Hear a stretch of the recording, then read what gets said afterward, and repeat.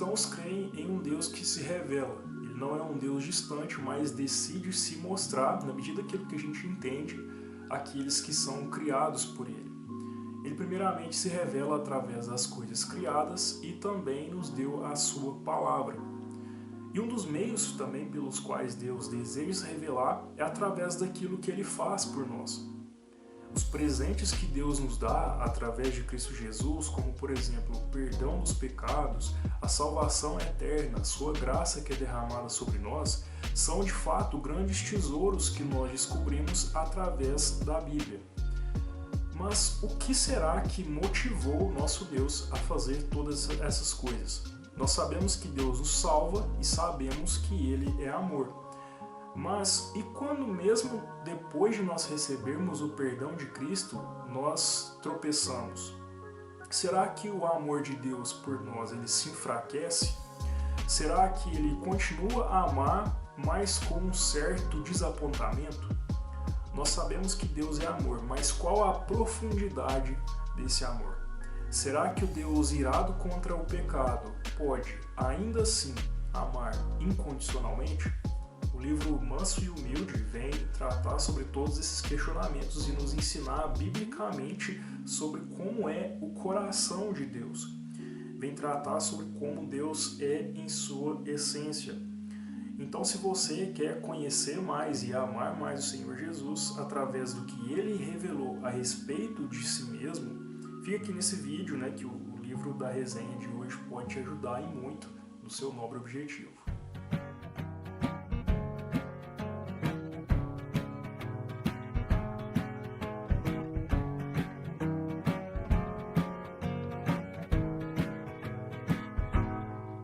Ninguém é muito agradável quando está sofrendo ou pecando. Bem, pelo menos nós não esperamos agradar a Deus nessas condições.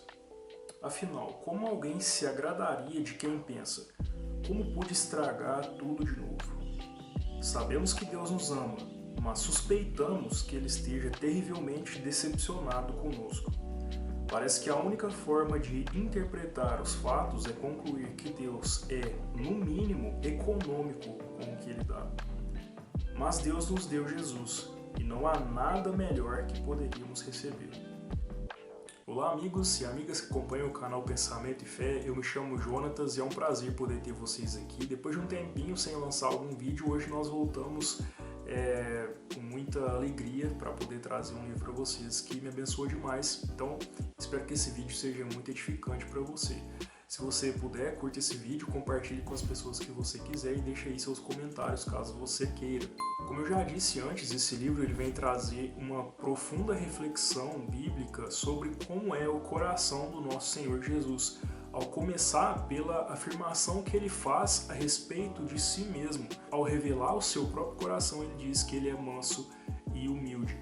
Ele poderia fazer várias outras afirmações a respeito daquilo que ele é em essência, mas ele escolheu esses dois atributos para identificá-lo de forma melhor, e isso é muito significativo. Então esse livro vem detalhar de forma ainda maior sobre como nosso Senhor Jesus ele é em sua essência. Bom, a minha opinião sobre esse livro é que ele conseguiu ser muito bíblico, primeiramente em todo o seu argumento.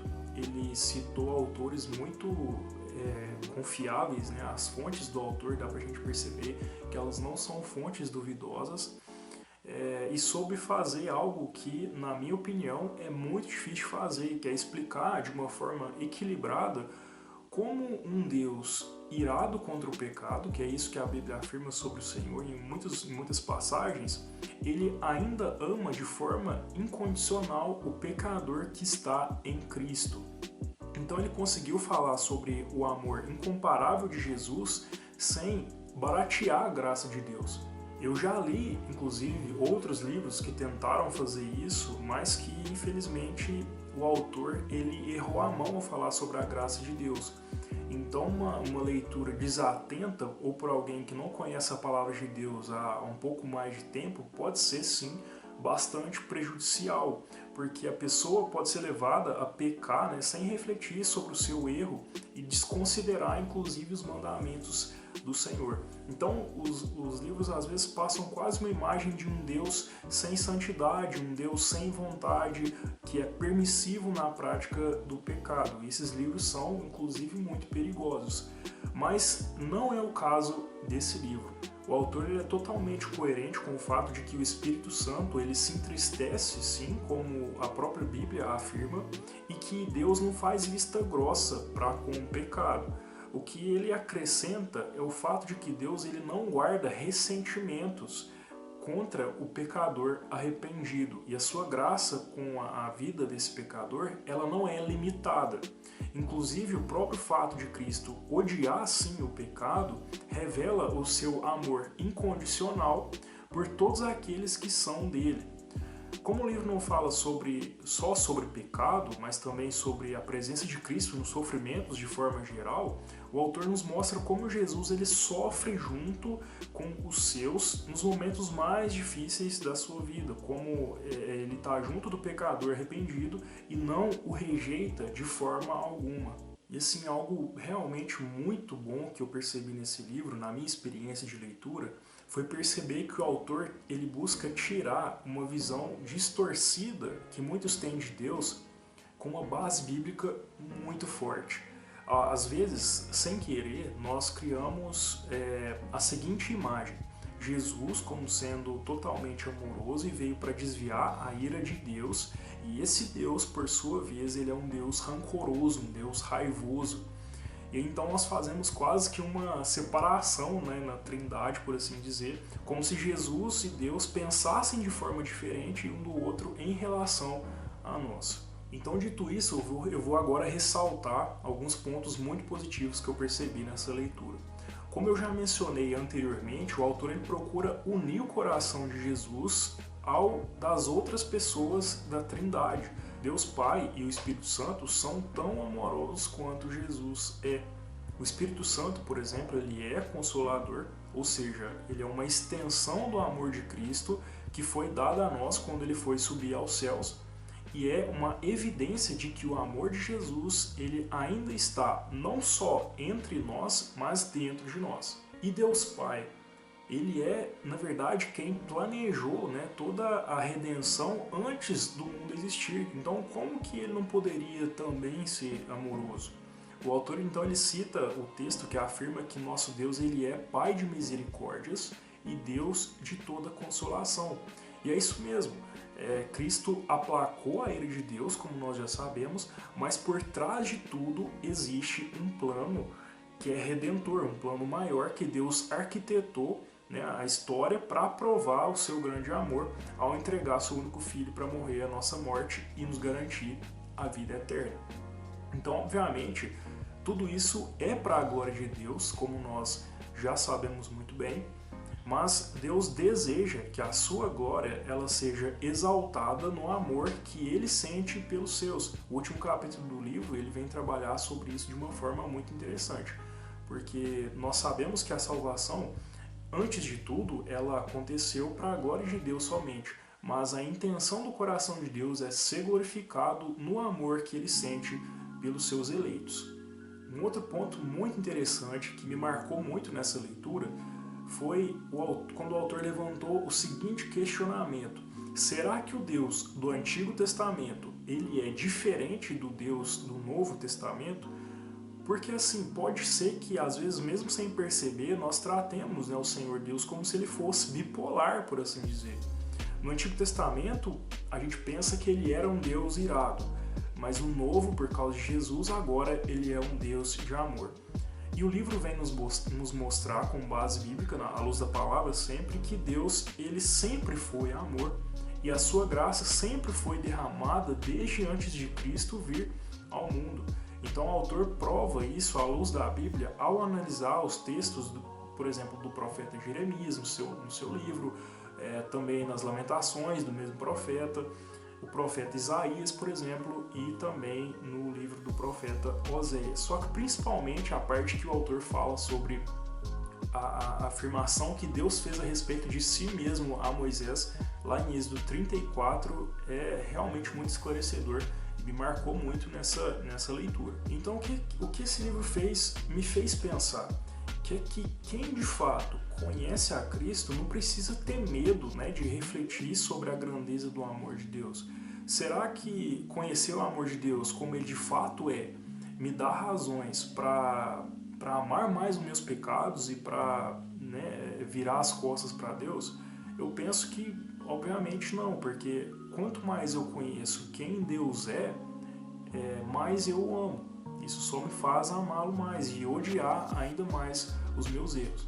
Então, se você quer fazer uma leitura que vai te fazer conhecer o que move o coração de Deus, quais são as afeições do coração de Deus, para te fazer amá-lo mais e se afastar mais dos seus pecados, com certeza essa é uma excelente indicação para você. Eu vou parar um pouco de falar sobre partes específicas do livro para não estragar, né, a experiência de alguém que em algum momento vai desejar fazer essa leitura. Mas vale a pergunta aqui. Você quer conhecer um pouco mais sobre o amor de Deus, sobre como é o seu coração e sobre como é a sua afeição, né, pelos seus filhos? Então leia esse livro e seja realmente muito edificado pela palavra de Deus. Aqui eu aprendi ainda mais que Deus, ele não usa o seu amor de forma tímida e não usa o seu amor de forma retraída, mas ele usa o seu amor de forma deliberada, né? Então o amor de Deus, assim, ele pode ser mais comparado como a um oceano sem margens e sem fundo, como um rio represado, retido, engatilhado, pronto a irromper. Eu não tenho nenhum medo de dizer que esse foi um dos livros mais impactantes que eu li nesses últimos tempos e por isso eu não tenho medo também de recomendar ele para vocês. Então, para os crentes, né, que estão vendo esse vídeo, que estão assistindo essa resenha, o que eu tenho a dizer para você é o seguinte: não pense que Deus está longe de você pelo fato de você enfrentar tristezas. Não pense também que Deus ele vai rejeitar você se você correr aos pés dele com o coração arrependido por causa dos seus pecados.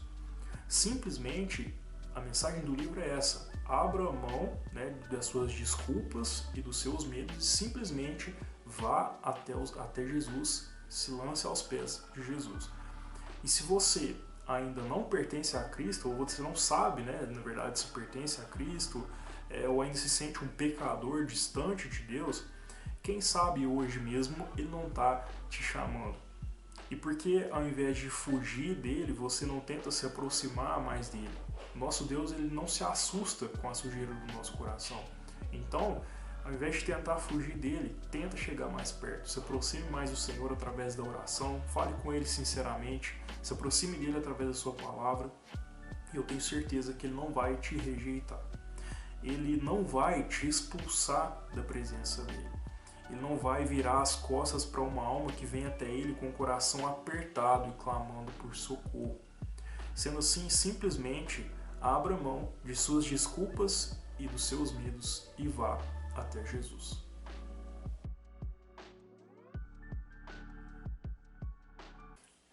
Então, pessoal, tá aí mais uma resenha. Eu tentei ser um pouco mais breve nesse vídeo, né? Mas eu agradeço as várias recomendações que eu recebi de leitura, principalmente do Pedro Pamplona, que foi um vídeo que ele fez na resenha do Review, um canal associado ao 2 Livros de Teologia.